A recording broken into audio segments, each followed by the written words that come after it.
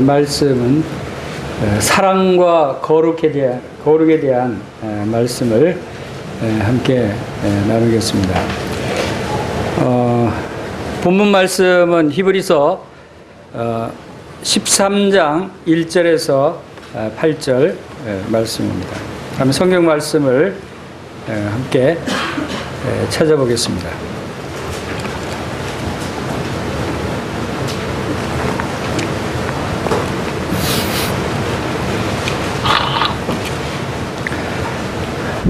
화면에서도 함께 읽으실 수 있습니다. 히브리서 13장 1절부터 8절 말씀 함께 읽겠습니다. 시작. 형제 사랑하기를 계속하고 손님 대접하기를 잊지 말라. 이로써 부지 중에 천사들을 대접한 이들이 있었느니라. 너희도 함께 갇힌 것 같이 갇힌 자를 생각하고 너희도 몸을 가졌은즉 학대받는 자를 생각하라. 모든 사람은 결혼을 귀히 여기고 침소를 더럽히지 않게 하라. 음행하는 자들과 간음하는 자들을 하나님이 심판하시리라. 돈을 사랑하지 말고 있는 바를 족한 줄 알라. 그가 친히 말씀하시기를 내가 결코 너희를 버리지 아니하고 너희를 떠나지 아니하리라 하셨느니라. 그러므로 우리가 담대히 말하되 주는 나를 돕는 이시니 내가 무서워하지 아니하겠노라. 사람이 내게 어찌하리요 하노라. 하나님의 말씀을 너희에게 일러주고 너희를 인도하던 자들을 생각하며 그들의 행실의 결말을 주의하여 보고 그들의 믿음을 본받으라. 예수 그리스도는 어제나 오늘이나 영원토록 동일하시니라.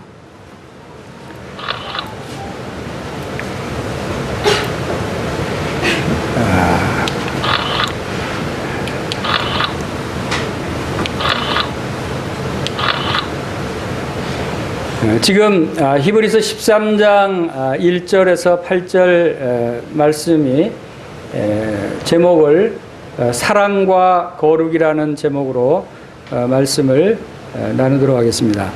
지금 이제 히브리서 마지막 장입니다. 지금까지 히브리서를 함께 상고하면서 지금 주님께서 마지막으로 우리에게 어떤 말씀을 주시는가 하는 것을 우리가 귀를 기울여서 들을 필요가 있습니다. 1장부터 12장까지 많은 말씀들을 주시고 이제 결론 부분을 우리가 어떠한 말씀으로 경청하기를 바라시는가.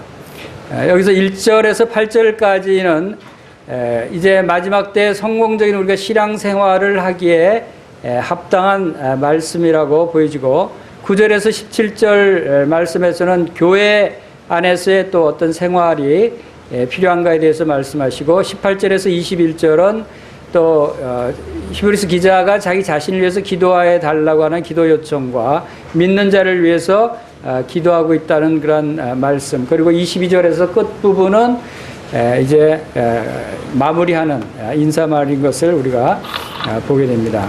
그래서 오늘 1절에서 8절 이 말씀이 대단히 중요한 것은 이제 우리가 어떠한 삶을 살아야 성공적인 신앙생활을 할 수 있는가에 대한 말씀입니다. 그래서 제가 제목을 사랑과 거룩이라고 제목을 붙여봤습니다. 그것은 우리 그리스도인들의 신앙생활 중에서 가장 중요한 요소가 바로 사랑이고 거룩이 아닌가.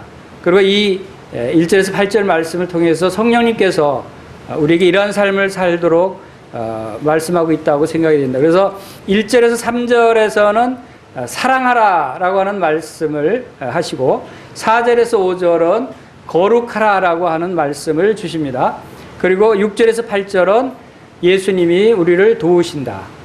우리가 사랑하고 거룩한 삶을 살기 위해서 우리 스스로 할 수 있는 것이 아니로 예수님이 도우시기 때문에 우리가 할 수 있다는 것이죠.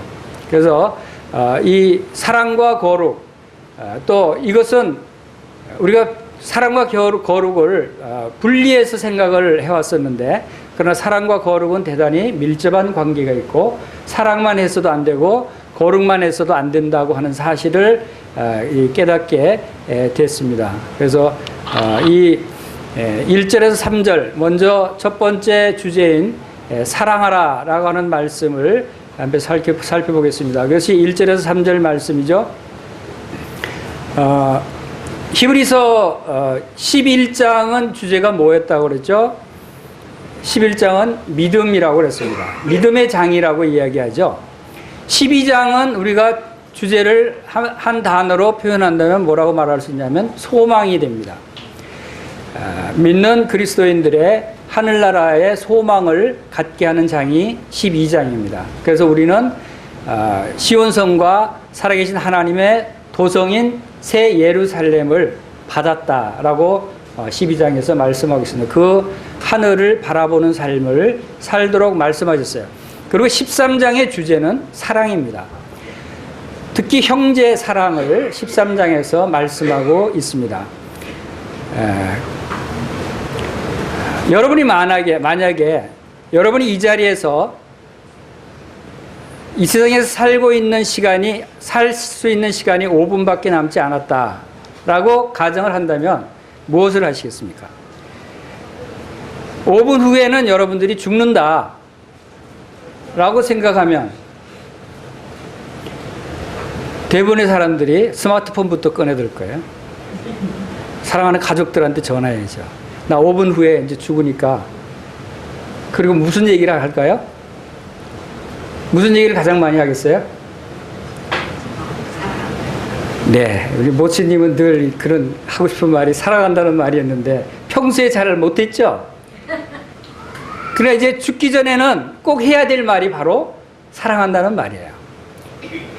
많은 사람들이 죽기 전에 바로 뭐 아는 사람들에게, 가족들에게, 친구들에게, 아는 사람들에게 아마 더듬더듬 평소에 잘 안 하던 말이니까 더듬거릴지도 몰라요. 사랑합니다. 사랑한다. 라고 마지막 말을 남기고 죽을 것입니다. 그것이 이 사랑이 그만큼 중요한 것이에요. 그런데 예수님께서도 죽으시기 전에 마지막으로 고백하신 것이 무슨 말이냐면 바로 사랑한다. 너희들을 사랑한다. 라고 하는 말을 고백하셨어요. 제자들에게 요한복음 15장 12절에서 내 계명은 곧 내가 너희를 사랑한 것 같이 너희도 서로 사랑하라 하는 이것이니라 라고 죽으시기 전에 제자들에게 당부하셨어요. 그런데 사랑하라는 말을 하기 전에 무엇을 고백합니까? 내가 너희를 사랑했다는 것을 고백합니다. 내가 너희를 사랑한 것 같이 너희도 서로 사랑해라. 예수님은 제자들을 사랑했어요. 예수님은 사람들을 사랑했어요. 예수님은 병들고 또 어렵고 또 죄인들을, 많은 사람들을 사랑했던 예수님을 우리가 볼 수가 있습니다. 그리고 13장 1절에서도 유월절 전에 예수께서 자기가 세상을 떠난 아버지께로 돌아가실 때가 이런 줄 아시고 예수님이 죽으실 줄 아시고 세상에 있는 자기 사람들을 사랑하시되 끝까지 사랑하시니라. 그동안 계속 사랑해 오셨다는 얘기죠. 그리고 끝까지 예수님이 사랑하셨다고 하는 사실을 우리가 또 이 말씀을 통해서 배울 수가 있습니다. 바로 예수님이 우리를 사랑하시고 또 하나님이 우리를 사랑하시고 하나님께서 우리를 사랑하셨다는 말씀을 예수님이 대신 고백합니다. 요한복음 17장 23절에서 아버지께서 나를 보내신 것과 또 나를 사랑하신 같이 그들도 사랑하신 것을 세상으로 알게 하려 하십니다. 아버지께서 예수님을 사랑하시고 아버지께서 또한 그들도 사랑하신 것을 바로 우리들도, 제자들도, 우리들도 아버지께서 사랑하셨다. 하나님은 예수님을 사랑하셨어요. 하나님은 또 우리를 사랑하셨다는 사실을 우리가 여기서 볼 수가 있습니다. 이 사랑이라고 하는 의미를 우리가 잘 이해할 필요가 있습니다. 이 사랑이라는 단어가 헬라어로는 처음에 두 가지 단어밖에 없었어요. 필레오와 에로스라고 하는 단어밖에 없었어요. 필레오는 우정을 나타내는 사랑이라는 단어고 에로스는 남녀간의 애정을 나타내는 단어였어요. 그런데 하나님의 사랑을 나타내시기 위해서 하나님의 사랑을 표현하려고 하니까 필레오라고 표현해도 다 표현할 수가 없어요. 또 에로스라고 표현해도 하나님의 사랑을 표현할 수가 없는 거예요. 그래서 새로 생겨난 단어가 아가페라고 하는 단어입니다. 이 아가페라고 하는 단어는 하나님의 사랑을 표현하기 위해서만 사용될 수 있는 단어예요. 그동안은 하나님의 사랑이 나타나기 전에는, 예수 그리스도의 사랑이 이 땅에 나타나기 전에는 이 아가페의 사랑을 향한 사람이 아무도 없었어요. 그러니까 이 단어가 필요가 없었던 거예요. 그러나 이제 하나님이 우리를 사랑하시는 그 사랑이 어떤 사랑인가를 나타내기 위해서는 이 새로운 단어가 필요했던 겁니다. 그것이 아가페입니다. 하나님의 사랑은 어떤 사랑이었어요? 시작도 없어요. 끝도 없고 또 한계가 없고 측량할 수도 없는 무한한 사랑이 하나님의 사랑이었다. 그리고 순수하고 더러움으로부터 벗어난 것이고 희생적이고 자기 자신을 몽땅 다 내어주는 그러한 사랑이고, 그리고 결코 그 대가를 바라지 않는 그러한 순수한 사랑이 하나님의 사랑이었고, 그 하나님의 사랑이 바로 아가페 사랑이었다라고 하는 것을 우리가 알 수가 있습니다. 하나님이 우리를 사랑하시는 증거가 많이 있어요. 하나님 우리를 어떤 사랑으로 우리를 사랑해 주셨어요.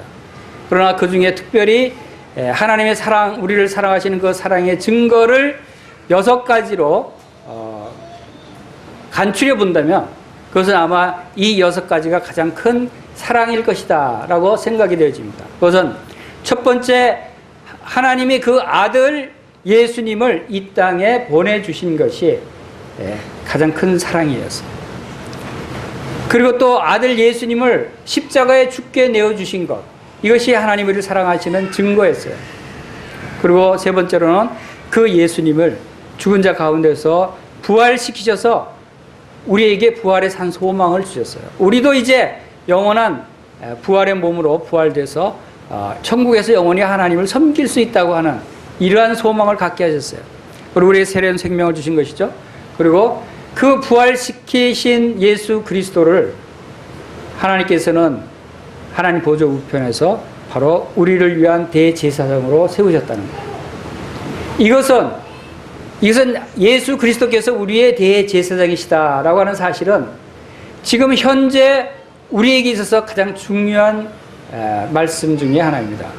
우리를 도우시는 분이 누구예요? 우리의 대제사장 예수 그리스도예요. 우리를 위해 중보기도 하시는 분이 누구예요? 바로 새 언약의 중보자이신 예수 그리스도예요. 과거에 우리를 위해서 이 땅에 오셨고, 과거에 우리를 위해서 죽으셨고, 과거에 우리를 위해서 부활하셨지만, 지금 현재 우리를 위해서 예수님이 하시는 일은 대제사장의 사역이시다 라고 하는 것입니다. 이 대제사장의 사역이 없으면 우리가 거룩하신 하나님의 임재 가운데 나아갈 수가 없다고 하는 사실이에요. 이것이 우리 성도들에게는 매우 중요한 것이죠. 그리고 다섯 번째로는 성령님을 보내주신 것. 예수님이 약속하신 대로 이 땅에 계실 때 내가 가서 보혜사 성령을 너에게 보내주겠다고 그 약속하신 그 약속대로 성령님을 우리에게 보내주셨어요. 실제로 보내주셨잖아요. 하나님 우리를 사랑하시는 증거가 여러분 속에 있는 거예요. 그것이 성령님으로 계시는 거예요. 성령님은 우리에게 있어서 가장 중요한 하나님의 증거입니다. 성령님이 없다면 우리는 이 하나님의 사랑을 알 수도 없는 거예요. 우리가 구원받을 수도 없는 거예요. 우리 하나님이 나와 함께 하시고 나를 돌보시고 나를 도우신다고 하는 사실을 우리가 알 수가 없는 거예요. 성령님이 여러분 속에 계신다면 여러분은 그 증거를 가지고 있는 거예요. 예수님이 부활하신 증거가 과거에만 있는 것이 아니라 여러분이 성령님이 여러분 속에 있다면 예수님이 부활하신 증거가 지금도 여러분 속에 있는 거예요. 부활하셨기 때문에 성령님이 오셨어요. 그리고 이 성경 말씀을 우리에게 주신 것이 바로 가장 큰 증거 중에 하나입니다. 이 성경 말씀이 없다면 우리가 어떻게 하나님을 알 수 있겠어요? 어떻게 예수님을 믿을 수 있겠어요? 어떻게 하나님이 놀라운 사랑을 깨달을 수 있겠어요? 이 성경 말씀이 대단히 중요합니다. 이 성경 말씀은 바로 살았고 운동력이 있고 바로 우리의 몸과 혼과 영혼, 관절과 골수를 다 찔러 쪼개기까지 하는 능력의 말씀이라고 말씀하고 있는 것입니다. 이 성경의 말씀은 살아있는 말씀. 그래서 이 성경 말씀을 통해서 바로 우리 마음이 변화가 되고 감동이 되고 바로 놀라운 하나님의 비밀을 깨달을 수 있다 하는 것을 우리가 여기서 알 수가 있는 것입니다. 자, 이렇게 하나님께서 우리를 사랑하신 그 사랑을 깨닫고 이제 우리가 어떻게 할 것인가에 대한, 즉 히브리서 12장과 이제 히브리서 13장을 연결시켜주는 중간에 한 구조를 넣는다면 요한일서 4장 11절이 그 중간에 끼어 있으면 참 좋겠다는 생각이 들었어요. 그것이 무슨 말씀입니까? 사랑하는 자다. 하나님이 이같이 우리를 사랑하셨은즉 우리도 사랑하는 것이 마땅하도다 라고 말씀하시면서 형제 사랑을 계속하고 하면 사랑에 대해서 말씀을 하시는 것이라고 보십니다. 그래서 요한일서 4장 11절 말씀이 바로 우리가 깊이 묵상해야 될 말씀이다. 우리가 왜 사랑해야 합니까? 왜 사랑하라고 말씀하시고 왜 사랑해야 합니까? 그것은 하나님이 우리를 이같이 사랑하셨은즉, 즉 하나님이 우리를 이같이 사랑하셨기 때문에 우리도 사랑하는 것이 당연하다는 거예요. 그래서 형제의 사랑을 계속해야 되는 것입니다. 형제를 사랑하여 서로 우애하고 존경하기를 서로 먼저 하며, 형제 사랑에서 많은 말씀들이 있어요. 우리가 형제를 사랑하고 이웃을 사랑하라고 하는 것은 바로 예수님이 죽기 전에 가장 중요하게 새로운 계명으로 말씀하신 가장 중요한 계명 중에 하나이기도 하지만 바로 하나님은 사랑이심이라. 하나님이 사랑이시기 때문에 그 하나님을 사랑하는 사람은 바로 하나님의 사랑을 우리가 행해야 한다고 하는 것을 나타내고 있습니다. 여러분이 하나님의 사람입니까? 여러분이 구원받은 성도입니까? 여러분이 그리스도인입니까? 여러분이 그리스도인임을 어떻게 사람들에게 나타내겠어요? 어떤 사람들은 십자가 목걸이를 메고 다닙니다. 나는 그리스도인이야 라고 나타내기 위해서 메고 다니는 사람도 있어요. 또 어떤 사람은 거룩한 가운을 입고 있습니다. 나는 거룩한 목회자야. 나는 거룩한 그리스도인이야, 성도야 하면서 가운을 입는 사람도 있어요. 그리고 어떤 사람은 성경책을 늘 끼고 다닙니다. 왜? 나는 그리스도인이라는 걸 나타내기 위해서. 자, 이렇게 다양한 방법으로 그리스도인이라는 것을 나타내고 다닙니다. 그것이 올바로 그리스도인이라고 나타낼 수 있습니까? 그렇지 않아요. 예수님은 무슨 표로 그리스도인임을 나타내라고 말씀하셨어요? 예수님이 가르쳐 주신 게 있어요. 여러분이 그리스도인임을 나타내기 위해서 예수님이 어떻게 하라고 가르쳐 주셨어요?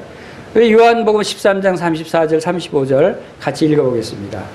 새 계명을 너희에게 주노니 서로 사랑하라. 내가 너희를 사랑한 것 같이 너희도 서로 사랑하라. 너희가 서로 사랑하면 이로써 모든 사람이 너희가 내 제자인 줄 알리라.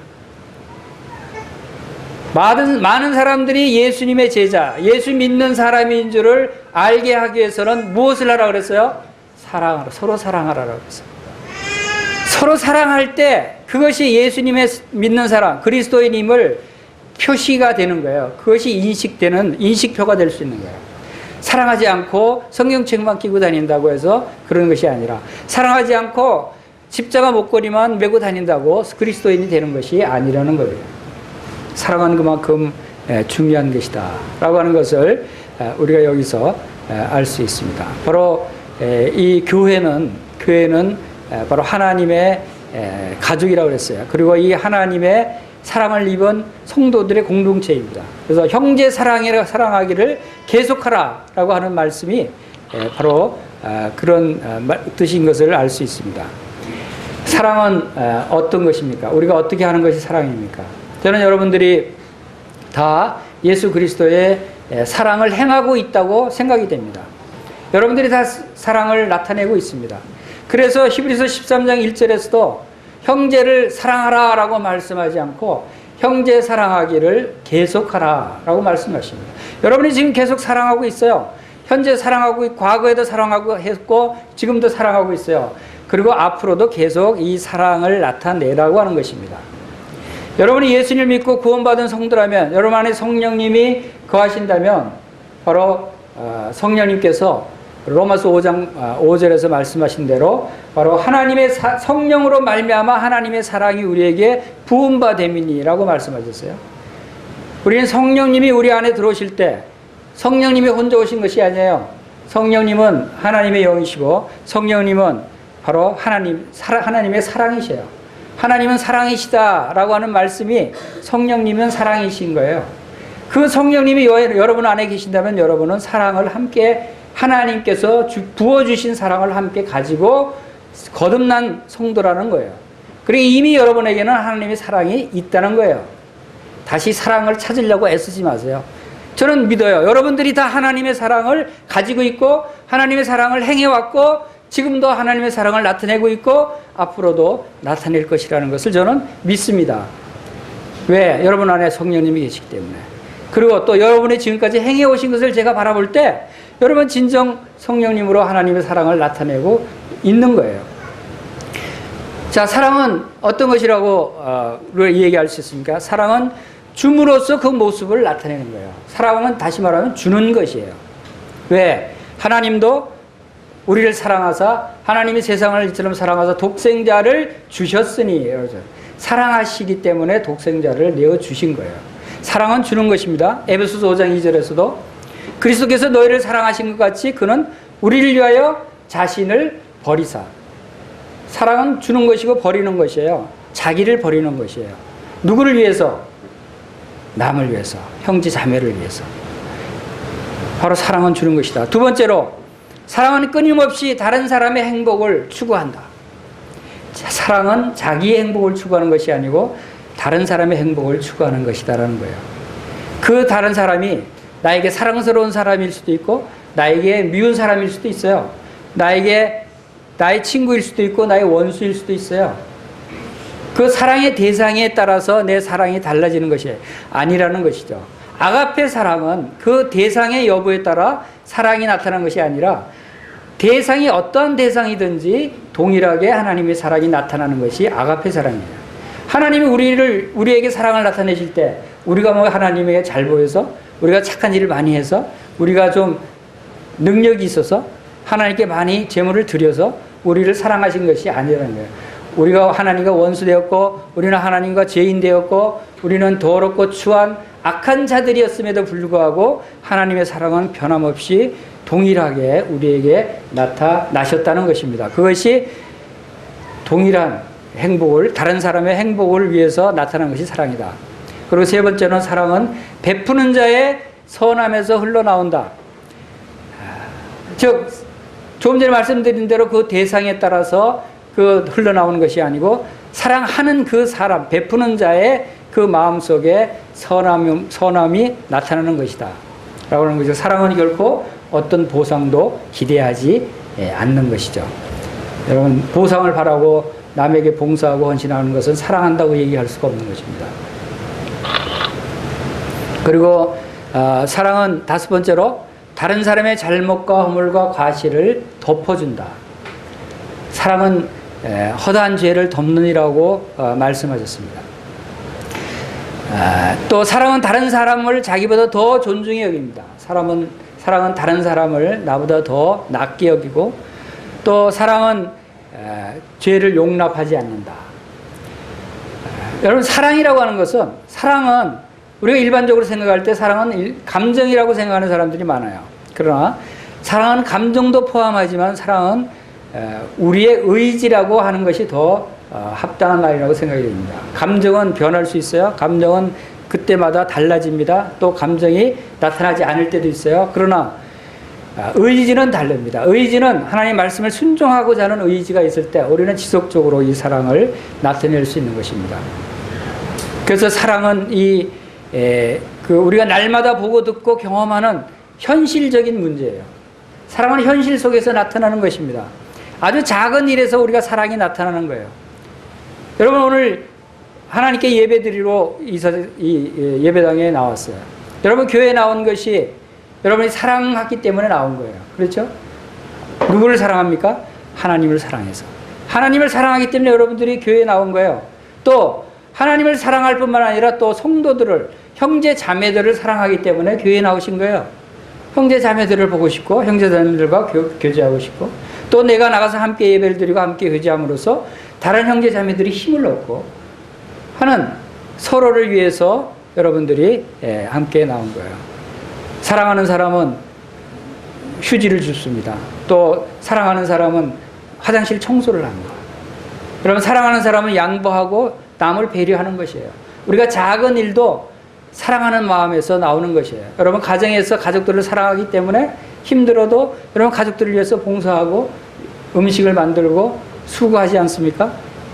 왜 그렇습니까? 다 사랑하기 때문에 그런 것이에요.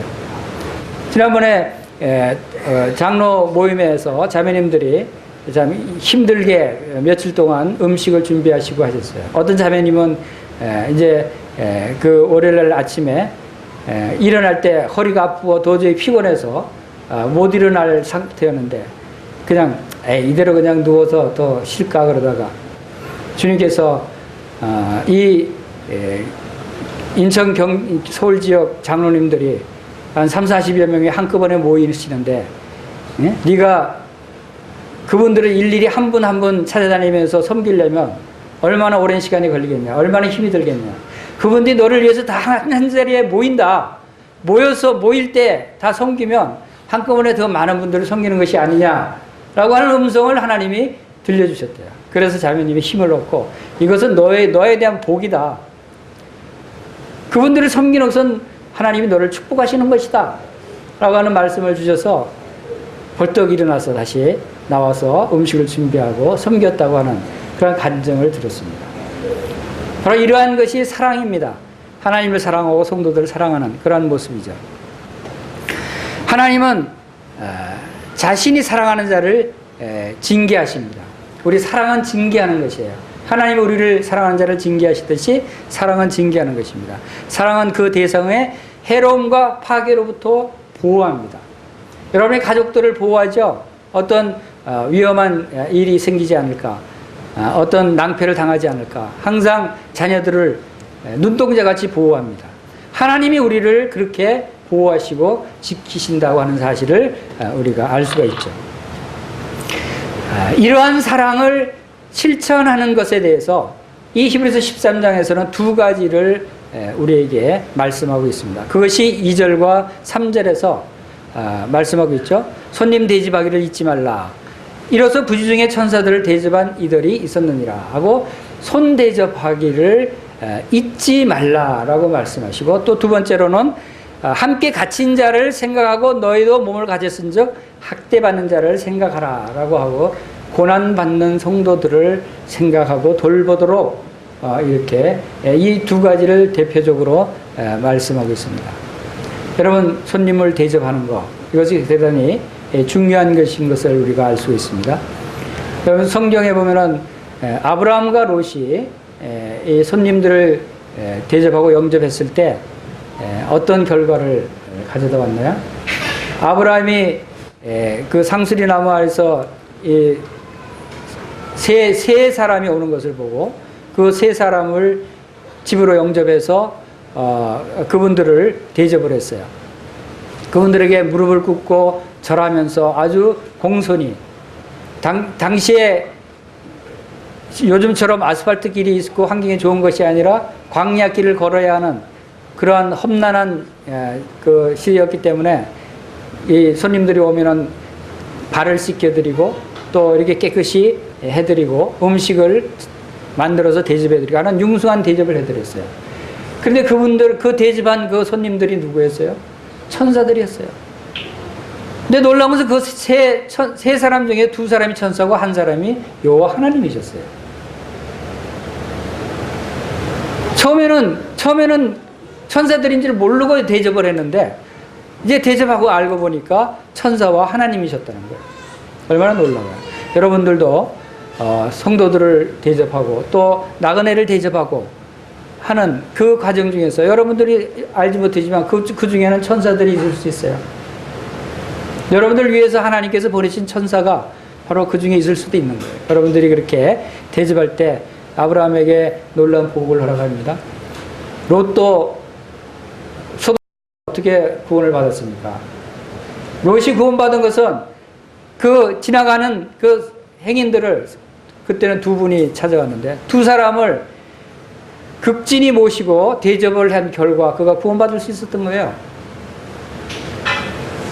그가 그 두 분을 영접하고 자기 집에서 또 많은 악한 사람들이 해하려고 할 때 보호함으로써 바로 천사들을 대접했을 때 바로 롯을 멸망시키실 때 바로 그 천사들이 롯과 그 가족들을 이제 그 멸망 가운데서 건져내는 그런 놀라운 축복을 받게 됩니다. 바로 이러한 일들을 통해서 바로 손대접하기를 잊지 말라라는 것이고, 다음 두 번째로 갇힌 자들을 생각하라. 이 갇힌 자, 감옥에 갇힌 자를 말씀하기도 하지만, 또 지금 우리가 생각할 때는 우리가 고난당한 자, 또 병상에 누워있는 자, 어려움을 겪고 있는 자, 이런 분들을 우리가 생각할 필요가 있죠. 우리도 몸을 가졌기 때문에 그러한 고난을 당할 수 있다는 거예요. 그래서 우리도 같은 그러한 긍휼히 여기는 마음으로 그들을 돌보고 또 방문해서 위로하고 그들을 생각하는 것이 바로 사랑이다 라고 하는 것을 여기서 말씀해 주고 있습니다. 자, 이제 이 세 가지 중에서 사랑하라는 말씀을 이제 살펴봤고, 두 번째로 이제 거룩하라고 하는 말씀을 보겠습니다. 이 거룩이라고 하는 것은 하나님이 사랑이시기 때문에 우리가 사랑해야 하듯이, 하나님은 거룩하시기 때문에 우리도 거룩해야 된다는 거예요. 우리의 모든 삶의 모든 일들은 하나님을 본받는 삶이에요. 경건한 삶을 살라고 하는 것이 무슨 뜻입니까? 경건하다고 하는 것은 하나님 같은 삶을 살라는 거야. 경건이라는 뜻은 하나님의 일을 얘기하는 것입니다. 그래서 이 거룩한 것에 대해서 지금 말씀하고 있는 것입니다. 하나님은 거룩하신 분인 것은 우리가 잘 알고 있듯이, 자, 이제 히브리서 13장 4절 5절에서 4절과 5절 이 두 말씀이 바로 우리에게 한마디로 말씀을 드리면 거룩한 삶을 살아라 라고 하는 메시지입니다. 그것이 첫 번째 4절에서는 결혼을 귀히 여기고 침소를 더럽히지 않게 하라는 말씀이죠. 음행과 간음하는 자들을 하나님이 심판하시리라.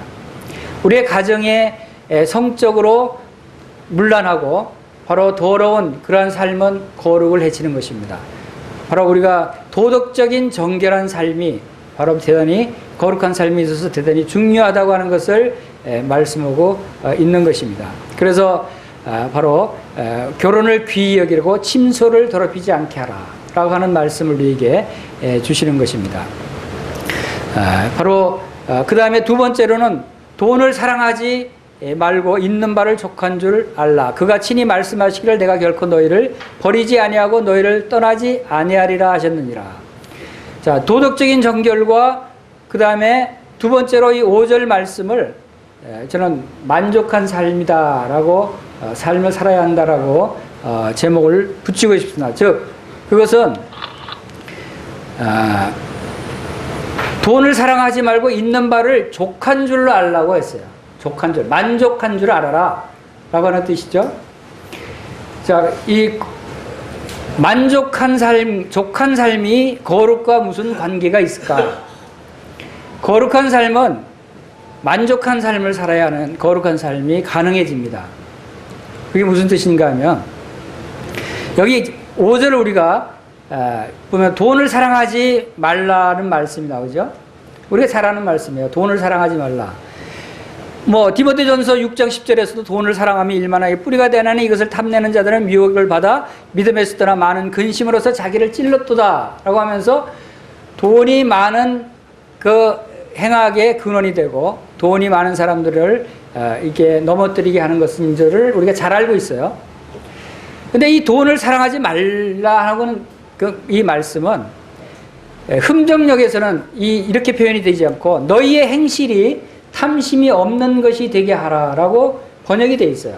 돈을 사랑하지 말라는 이 말이 너희 행실이 탐심이 없는 것이 되게 하라라고 되어 있고, 근데 이 개역 개정과 개역 성경에는 돈을 사랑하지 말라라고 되어 있어요. 그런데 사실은 이 돈을 사랑하는 것과 탐심이 없게 하라는 말씀이 같은 뜻인 것을 우리가 알 수 있어요. 돈을 사랑하는 사람은 그 근본이 무엇 때문에 돈을 사랑합니까? 탐심이 있기 때문에, 탐욕이 있기 때문에 돈을 사랑합니다. 그래서 돈을 사랑하지 않는 사람은 다시 말해서 탐욕이 없는 사람이다라고 말할 수 있는 거예요. 그래서 이 말씀은 바로 탐욕을 갖지 말아라, 탐심을 갖지 말아라 라고 우리가 이야기할 수 있는 것입니다.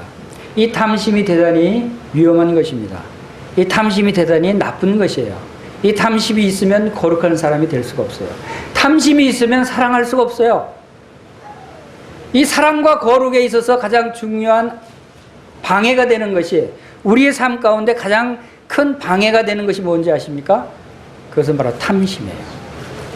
탐심이 있기 때문에 사랑을 못하는 거예요.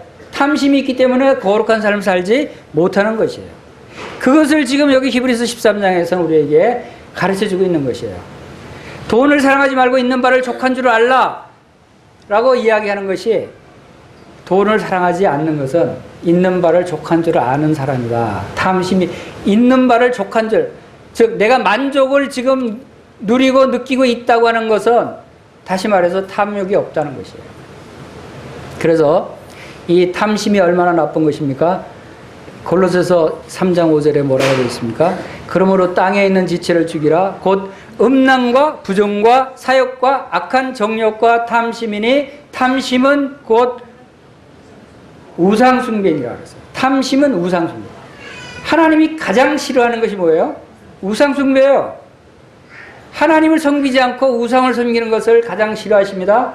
그런데 오늘 여러분들이 다른 신을 섬기지 않는다고 할지라도 우상숭배라고 할 수 있어요. 무엇 때문에? 여러분의 마음속에 탐심이 있으면, 탐욕이 있으면. 하나님이 가장 싫어하시는 상태가 여러분의 상태일 수 있다는 거예요. 여러분 마음속에 탐욕이 있으면. 이것이 우리의 거룩한 삶을 저해하는 요소입니다. 우리의 사랑하는 삶을 저해하는 요소예요. 왜 우리의 사랑하는 삶을 저해한다고 생각하지요? 탐욕이 있으면 왜 사랑을 못하죠? 사랑은 뭐라고 그랬습니까? 다른 사람의 행복을 추구한다 그랬어요. 다른 사람의 유익을 생각한다 그랬어요. 다른 사람을 위해서 내가 헌신한다 그랬어요.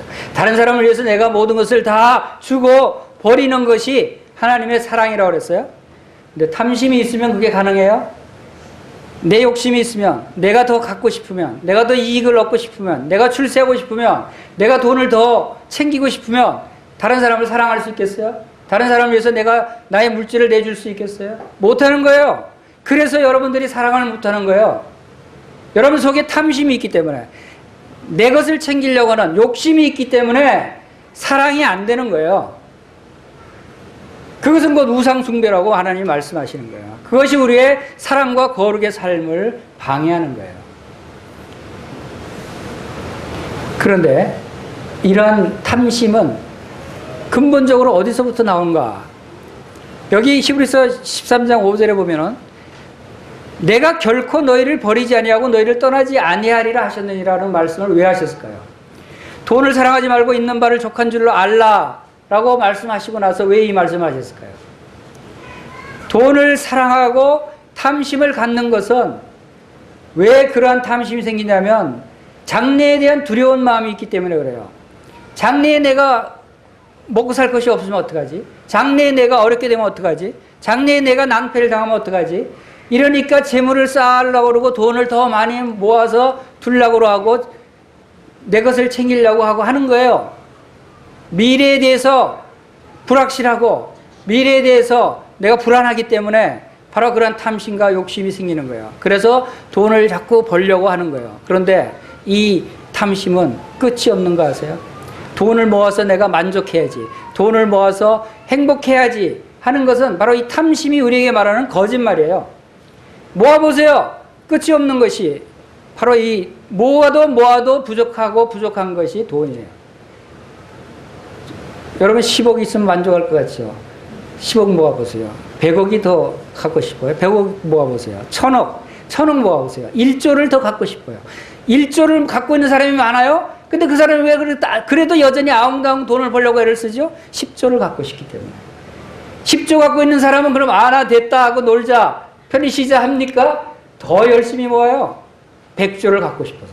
이것이 사람의 욕심이고 탐심이에요. 이게 돈을 사랑하는 거예요. 그래서 하나님은 뭐라고 그랬어요? 있는 바를 족한 줄로 여기라. 여러분 다시 따라갑시다. 있는 바를 족한 줄로 알자. 자, 있는 바는 뭐예요? 여러분에게 있는 바. 저에게 있는 바예요. 저 누구예요? 누구누구 수십조 갖고 있는 그 사람의 있는 바까지 가서 족한 줄 알라는 게 아니고 지금 나에게 있는 바를 만족하라는 거예요. 지금 여러분에게 얼마가 있습니까? 여러분에게 무엇이 있습니까? 여러분의 가족이 있잖아요. 여러분 집이 있잖아요. 여러분 또 덥고 잘 이불이 있고 옷이 있고 먹을 음식이 있어요. 그것으로 족한 줄 알라는 거예요. 거기서 부족하다고 느낄 때 여러분들은 탐심이 생기는 거예요. 여러분 거룩한 삶을 살지 못하는 거예요. 이러한 탐심은 바로 만족은 예배의 중요한 부분입니다. 하나님의 은혜로 만족하고 하나님 한 분으로 만족하고 그리스도의 십자가로 만족할 때 우리는 감사하고 경배드리고 예배드릴 수 있는 거예요. 그런데 여기서 만족하지 못하고 아직도 탐심을 갖고 더 벌어야 돼, 더 가져야 돼 하면 여러분은 하나님을 사랑할 수 없어요. 하나님께 드리는 것이 아까우니까.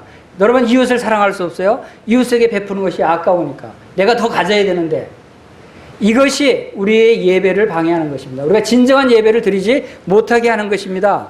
하나님이 내게 주신 은혜에 만족해야 되는 것이에요. 자족할 수 있어야 하는 것이에요. 여러분이 아직도 여전히 탐심이 있고 탐욕이 있다면 하나님 한 분으로 만족하지 않는다는 증거입니다. 하나님 한 분으로 만족하지 않는다는 것은 곧 우상숭배라는 거예요. 여러분 하나님 한 분으로 만족하시기 바랍니다. 지금 여러분에게 주신 하나님께 감사하시기 바랍니다. 그럴 때 감사가 나오는 것이죠. 빌립보서 4장 11절에서는 내가 궁핍함으로 말하는 것이 아니니라 어떠한 형편이든지 나는 자족하기를 배웠노니 사도 바울은 이것을 깨달았어요. 어떠한 형편에 있든지 내가 배고플 때, 초라할 때, 궁핍할 때도 만족한다. 하나님이 은혜로 함께 하시니까. 내가 재물이 있을지라도 나는 만족한다. 하나님이 주셨으니까. 디모데전서 6장 6절에서는 자족하는 마음이 있으면 경건은 큰 이익이 되느니라 그랬어요. 자족하는 마음이 있으면 우리의 경건, 거룩한 삶에 큰 이익이 된다는 것입니다. 우리가 세상에 아무것도 가지고 온 것이 없으며 또한 아무것도 가지고 가지 못하리니 우리가 먹을 것과 입을 것이 있은즉 족한 줄로 알 것이니라. 만족해야 돼. 우리가 먹을 것과 입을 것이 있으면 만족해야 된다는 것을 우리에게 말씀하고 있습니다. 자, 우리가 사랑하고 거룩해야 됩니다. 그런데 이제 왜 예수님이 말씀하십니까?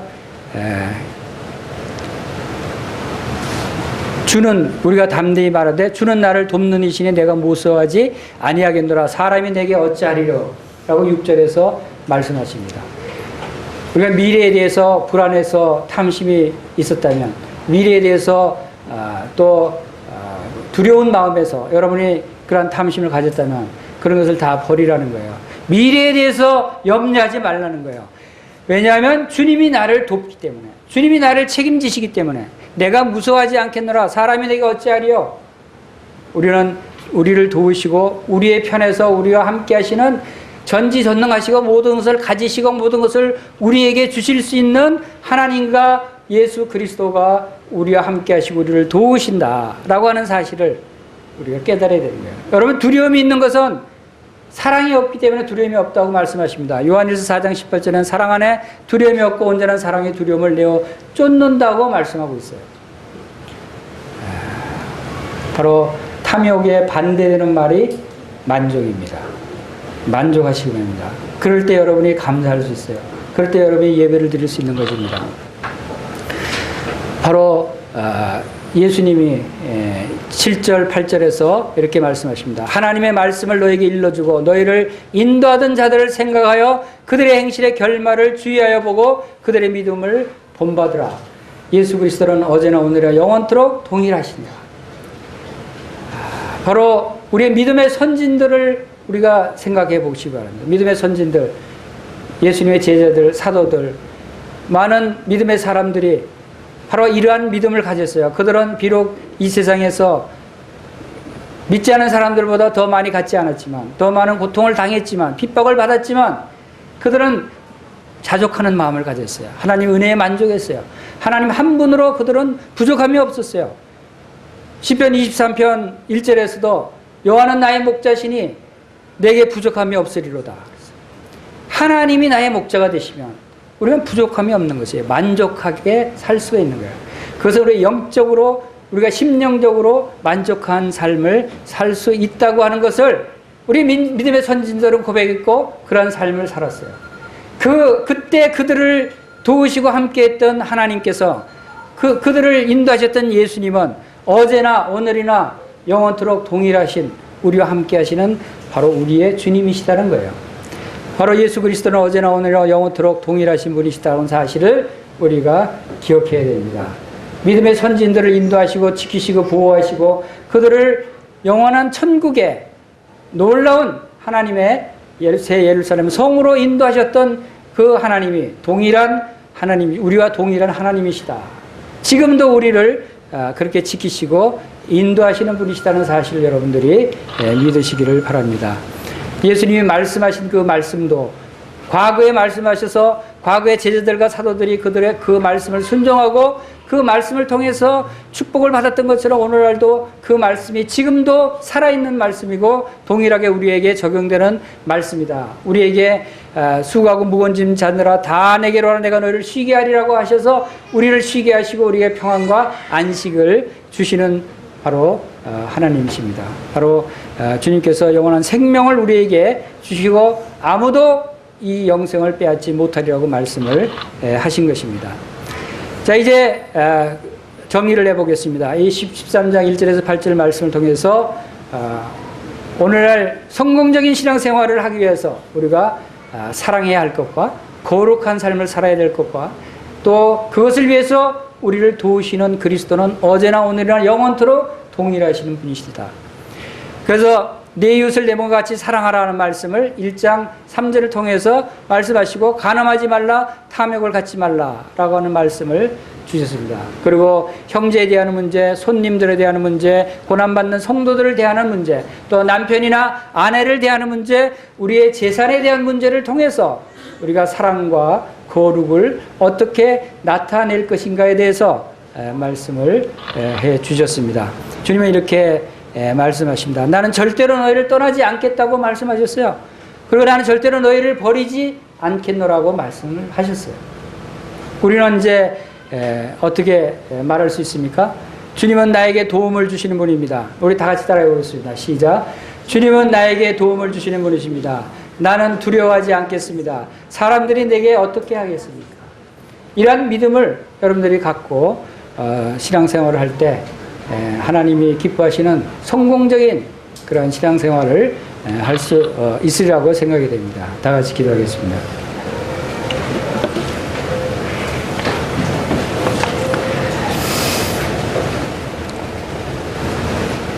아버지 하나님, 저희들 사랑하셔서 저희들에게 어떤 삶을 살아야 할 것인가를 이제 히브리서 13장 말씀을 통해서 저희들에게 나타내 보이신 것을 감사를 드립니다.